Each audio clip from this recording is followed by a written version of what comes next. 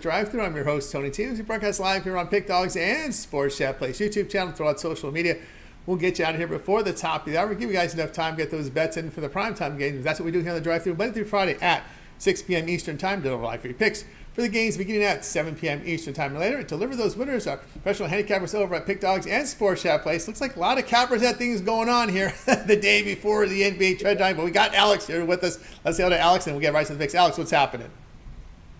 How you doing, Tony? Yeah, we're gonna have fun anyway. Let's go and do it by ourselves. Yeah. Let's get it done here. All right, let's take a look at the NBA for this evening as we have 5 games on the schedule. Then we hit the All-Star break, and then we come back Wednesday with that wildfire makeup game between Charlotte and the Lakers. Then we get back to action Thursday and Friday. So that's how it looks here for the remainder of next week. Wednesday we come back with Charlotte and Lakers, 1-game schedule. Then today will be the final games for the All-Star break. So the games we'll cover here in this block will be Kings and Pelicans. We see Sacramento favored here, 8.5, total 235.5.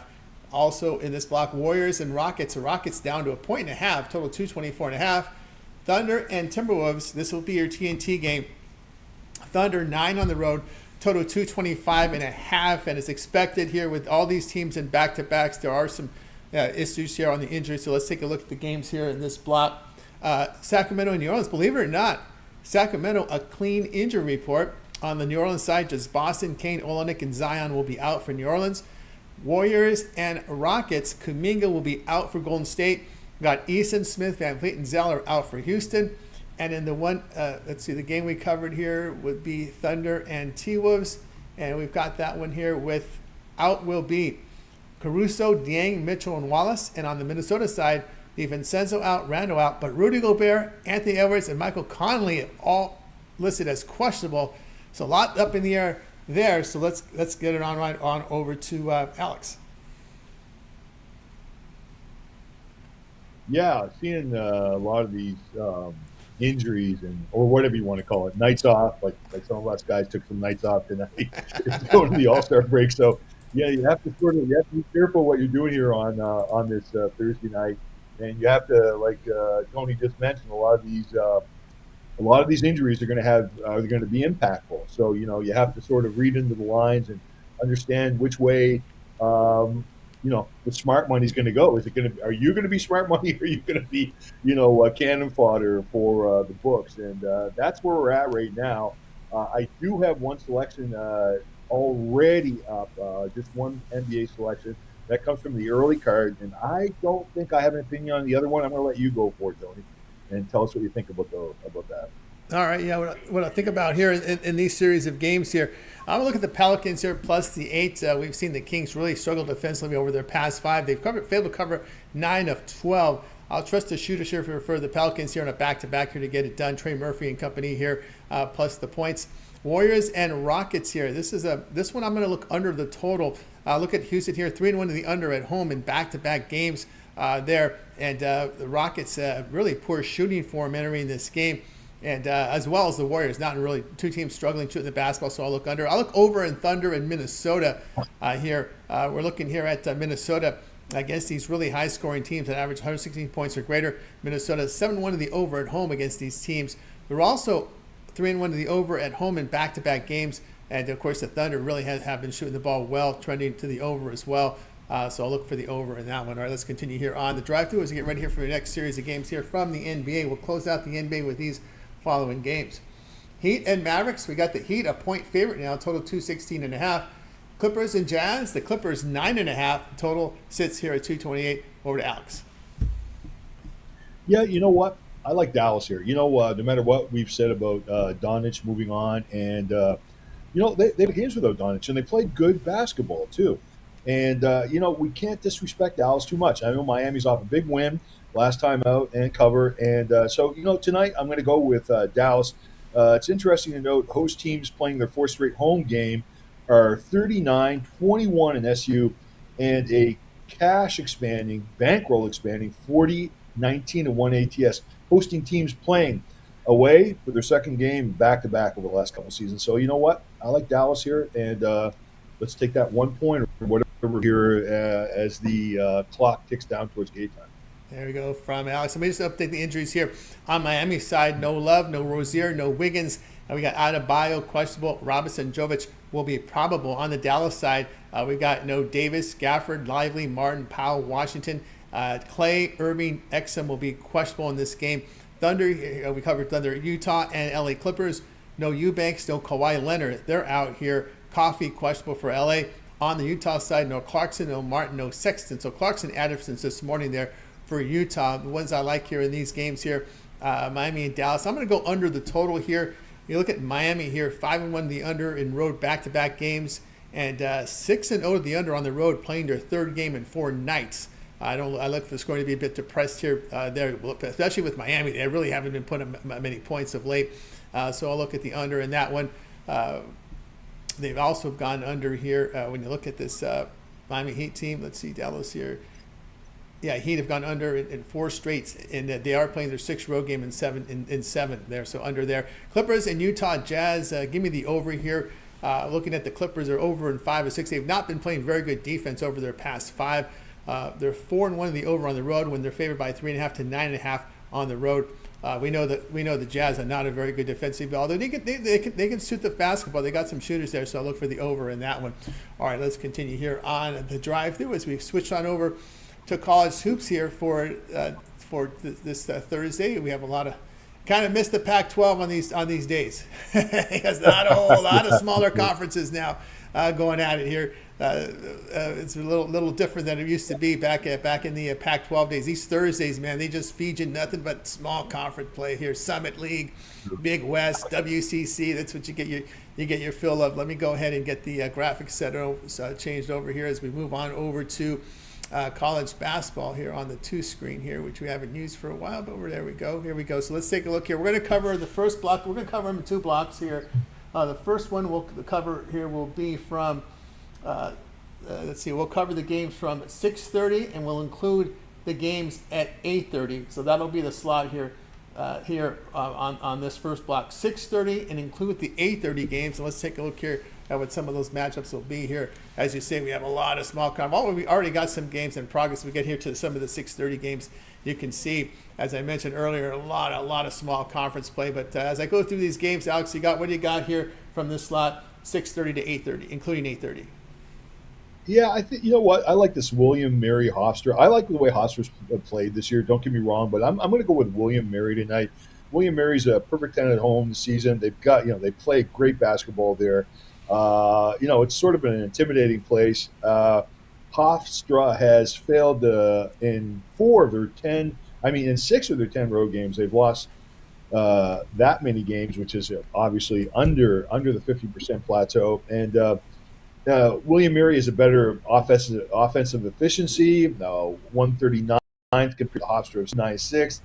Effective field goal percentage, 54% to 49%, and free throw shooting from the charity stripe, 74 to 72%. So, looking at a game like this, close line, home court advantage, Hofstra not playing great on the road. I like, we're going to lay just a little bit of lumber here up to 3 points with William Mary at home.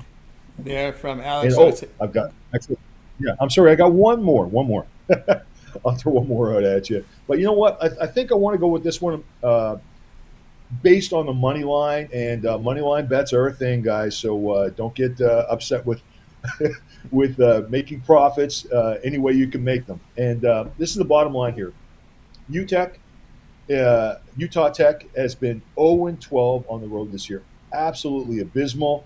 I know Southern Utah is not a great team at home, but they are above 500. We're just laying a little bit of lumber here, a little bit of just a small point spread. I really like Southern Utah to come on top of this. Yeah, from Alex. I'll give you who I like in this first block here. Longwood High Point. I like the over in this one. Look at the Lancers, 9-3 the over away from home. Panthers 4-1 the over their past 5. But man, look at High Point shooting form over their past 5. Hitting 55%. Longwood over that period of time, 49%. These are 2 teams that can really shoot the ball. I like the over in that one between Longwood and High Point. Also here looking at, give me Charleston plus the 6.5 here against UNC Wilmington. Charleston, really good shooting form and defensive form coming into this game here. UNC Wilmington is really struggle with turnovers, and they don't make their free throws, and they give up threes in conference play. So I'll look at that one. I'm going to look at Nebraska. I know this may not be popular amongst the market, but I'm going to take Nebraska here. They've covered 4 of 5, holding 42% shooting, and they shoot the ball very well at home. And really good. Nebraska shoots the ball very well inside there. And I've looked at Maryland's had their issues away from home. They're allowing 46% shooting away from home. They failed to cover 6 of 9. So I'll look at Nebraska there in that one. All right, let's continue here on the drive-thru as we'll close out college hoops here with the games from 9 p.m. Eastern all the way to the midnight Eastern game. We do have one out there in Hawaii. Oh, you can see the Maryland and Nebraska game up there we just talked about, but you can see today's card is one with lots of small conferences here. Look at this Summit play. We got ASUN in there. They're throwing us some Sun Belt there as well. Got some WAC for you with the Grand Canyon coming against Tarleton State. So you can see the type of what we got now with Thursdays. Now the Pac-12. This used to be there. This used to be their day. This is not anymore. But yeah, we all miss it, right? With all these games. Yeah. All right, so we're gonna go from 8:30 all the way from 9 p.m. Eastern all the way to the midnight game. We do have some pretty good WCC games when we talk about here. As you can see, some of these big West games now coming in. Memphis, South Florida going head to head here with Penny's team. Always still can't fix the turnovers and free throw shooting. It's just been this issue since he's been there. We get into some of the late night action as well. Oregon State, Portland. That's an interesting one in WCC. Here's one with Santa Barbara and Irvine. Irvine 8.5. These are 2 heavyweights in the Big West. There, San Francisco and Gonzaga. Gonzaga now up to 15 in that late window. And the beach making that long swim all the way to Hawaii. We got Hawaii here going to lay 11. Total will be 138. We're going over to Alex. I'll tell you the truth. I'm looking at these late night lines. To me, they're perfectly done. I mean, it'd just be a flip of the coin. I might go back here and maybe just say one thing. I probably missed out on that Vermont-New Hampshire game. I want that to go over. I think it's going to go over. I've got it lined around 233. So anyway, I'll just go backwards. And going forwards, I can tell you that I don't like any of the games tonight, and I do miss the Pac-12. Yeah, we do miss the Pac-12 here in this Thursday slot. I'm going to look here at USF. Memphis has failed to cover 8 of 11. Again, the issue with Memphis, they turn the ball over too much. They can't make their free throws. The Bulls have been a really good shooting team in the conference here, and defensively they've defended well. So I'll look at the Bulls. They've been shooting the ball well at home, 47% shooting, allowing 41%. I'll look at USF in that spot. Yeah, hold my nose and take Oral Roberts here plus the points here. Eagles probably in their best form all season right now, shooting-wise and defensively. Here, I'll look at them here. And Bison are not very good defensive form, failing to cover 4 of their past 5. I'll look at Oral Roberts there. I'll take the points with San Francisco here against Gonzaga. Gonzaga's failed to cover 9 of 12 in the WCC. The Dons have defended pretty well away from home, and a good shooting team in conference play. So I'll look at them there. Santa Barbara and UC Irvine. Give me the point with Santa Barbara. Santa Barbara, a really good shooting team. They are number 1 in effective field goal shooting in the Big West. 41% from 3, 78% at the line. UC Irvine here, a team that struggles on the glass and not a very effective team shooting in the paint, and a very subpar team defensively on the glass.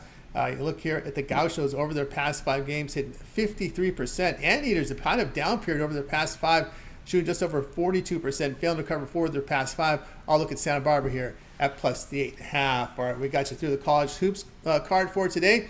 Now it's time for our parlay peripheral segment where we give you a parlay, or it could give you a team or a player team prop, could give you a game in the future. Cappers, we'll make the call on that one, what we do here. So we'll start it off here with Alex. You know what? I'm just going to backtrack. I've been backtracking a little bit here. Gonzaga, according to some of my numbers, has one of the best home court advantages when it comes to the line anywhere in the nation. And, you have to be careful. Like from a value perspective, you have to look at San Francisco and say, yeah, they've got the weapons to be able to keep this close. But there's something about that home court advantage with Gonzaga. Be very, very, very, very careful unless you get that perfect number. What do you think? 14? If you could get a 14, you would go with it? Or, because I know they're trying to hook us with 14.5s, 15s. What do you think? I just quickly backtrack for 1 second. I'm sorry. Yeah, and that one, right now we're seeing 14.5. There's 15s out there.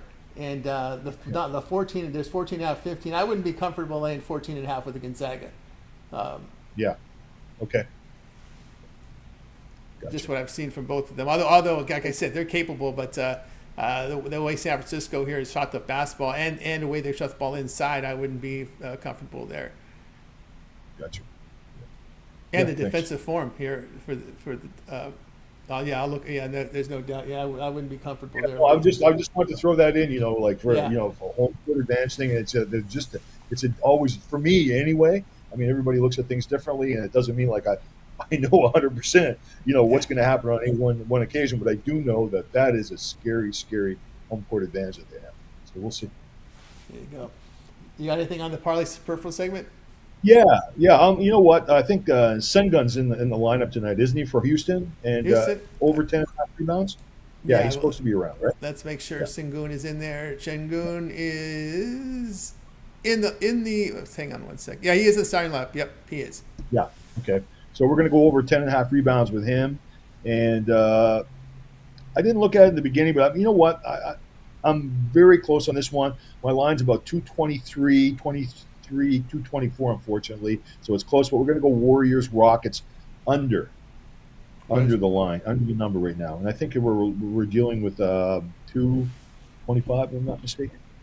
224, 225. Let's see what we got here on that one right now. That's Golden State and Rockets game, 224 and a half.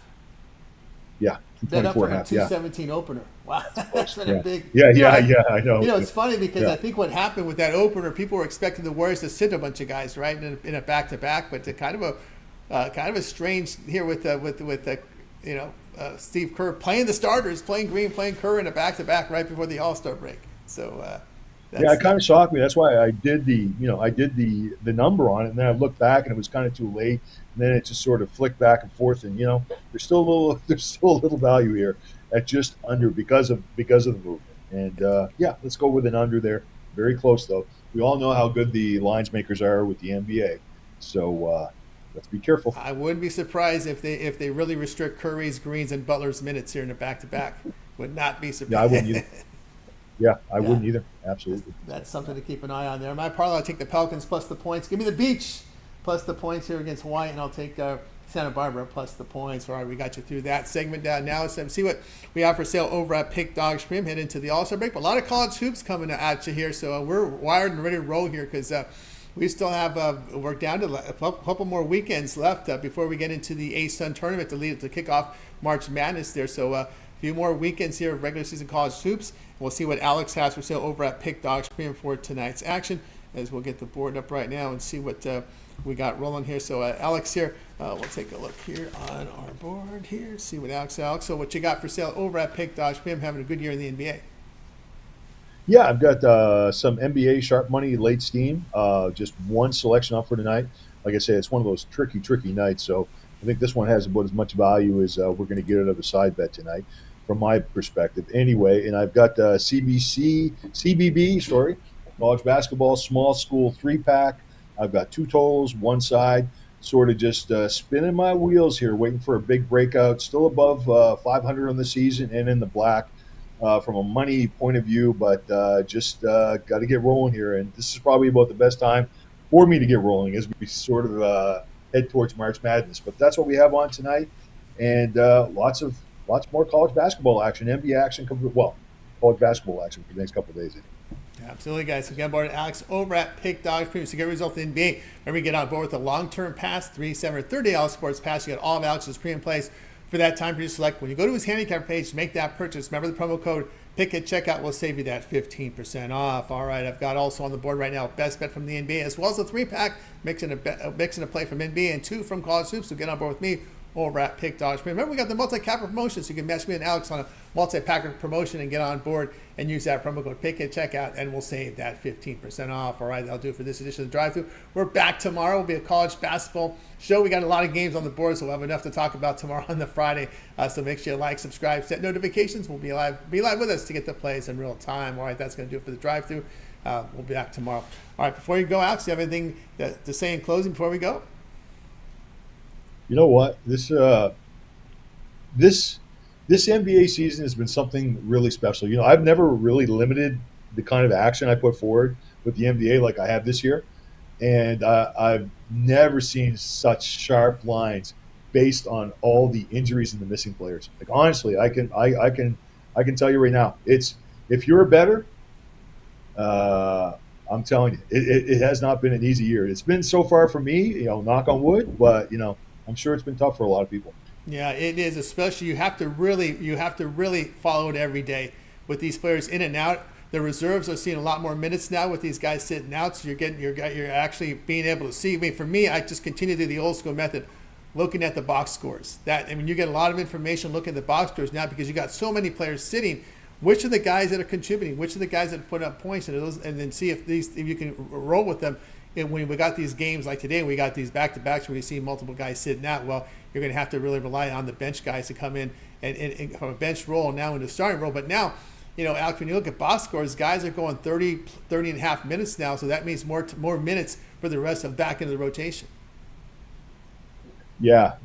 I mean, you've got to really do your work now. Honestly, to be a winning handicapper with the NBA, it's just not as casual just sitting there and like you said, you figured out a few different angles, and I look at just about everything now. I try not to complicate things, keep it simple, stupid kind of approach, but it's forced me into looking at it. I've been around this a long time.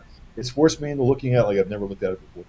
Yeah. Because you can't really go off models on the NBA because there's just so much variance in the lineups from day to day. Minutes played, players starting, reserve players getting minutes.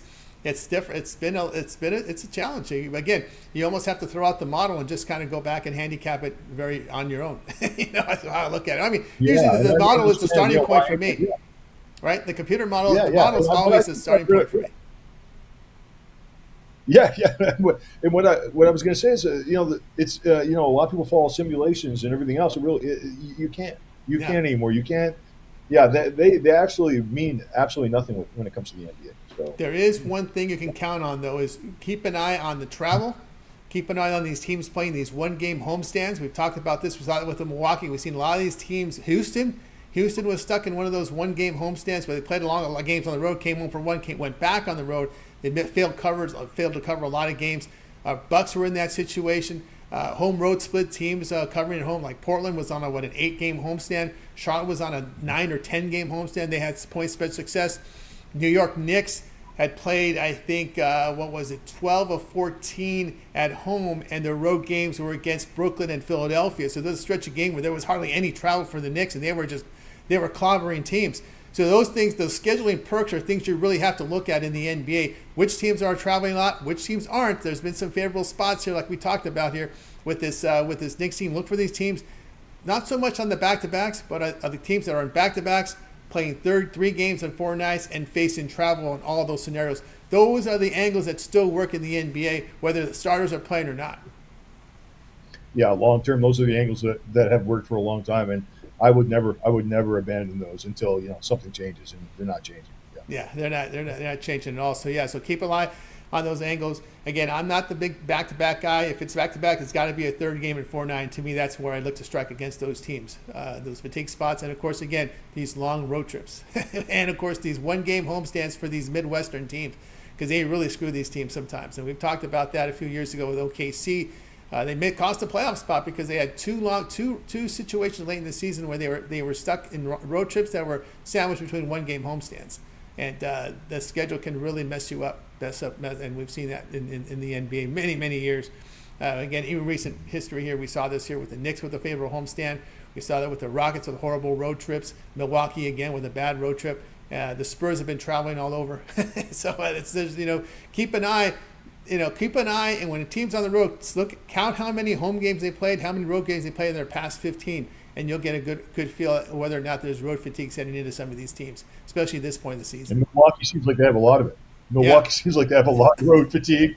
The older guys are really they show themselves, and the lines makers are sort of there's no such thing as a trap in my opinion, but they're giving you those lines that sort of come and take me, and they're not as viable as you think they are.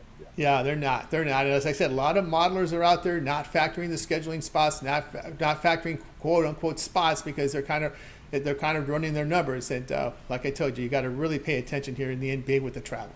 That to me is the number one thing there. All right, that's gonna do it for the drive-thru guys. We're back again tomorrow. Anyway, goodbye guys. You guys make